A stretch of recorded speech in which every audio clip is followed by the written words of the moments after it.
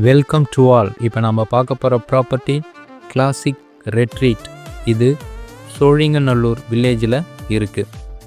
இதுக்கு எப்படி வரணும்னா, சோழிங்கநல்லூர் சிக்னல் இருக்கும். ஸோ அதுலேருந்து நாவலூர் சைடு ஒரு 500 மீட்டர் அப்படியே வந்தீங்கன்னா ஃபஸ்ட்லேயே ஒரு இரும்பு ஃப்ரிட்ஜ் இருக்கும். அதுக்கு முன்னாடியே ரைட் சைடில் ஒரு ஆர்ச் இருக்கும். இந்த சாமி படம் போட்டு ஒரு ஆர்ச் இருக்கும். அதுக்குள்ளே அப்படியே ஒரு ரோடு வரும். அதில் வந்தீங்கன்னா அப்படியே நேராக வந்தீங்கன்னா இடையில ஒரு சின்னதாக ஏரி இருக்கும். அதெல்லாம் தாண்டி வந்தீங்கன்னா கிளாசிக் ஃபார்ம் அப்படின்னு போட்டு உள்ளே ஒவ்வொரு கிராஸ் ஸ்ட்ரீட் வந்துட்டு இருக்கும். அதில் 7th கிராஸ் ஸ்ட்ரீட், இதுதான் 7th கிராஸ் ஸ்ட்ரீட். அந்த ஸ்ட்ரீட்டில் அப்படியே வந்தீங்கன்னா லாஸ்ட்டாக லெஃப்ட் சைடில் இந்த காம்பவுண்ட் போட்டு பழைய இரும்பு கேட்டு இருக்கு பாருங்கள். இந்த கார்னர் ஃப்ளாட் தான் நம்மளுக்கு அவைலபிளாக இருக்குது. இந்த ஃப்ளாட்டுக்குள்ளே ஏபி அப்படின்னு 2 போர்ஷன் நம்மளுக்கு அவைலபிளாக இருக்குது.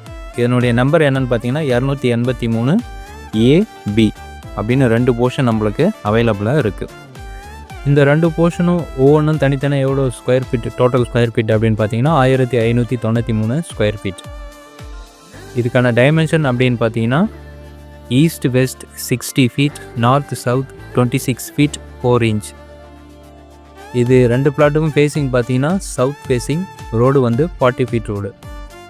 இந்த ப்ராப்பர்ட்டிக்கு நியர்பை அப்படின்னு பார்த்தீங்கன்னா சோழிங்கநல்லூர் வில்லேஜு, அந்த சிக்னல், அந்த ஜங்ஷன் சொல்லலாங்க.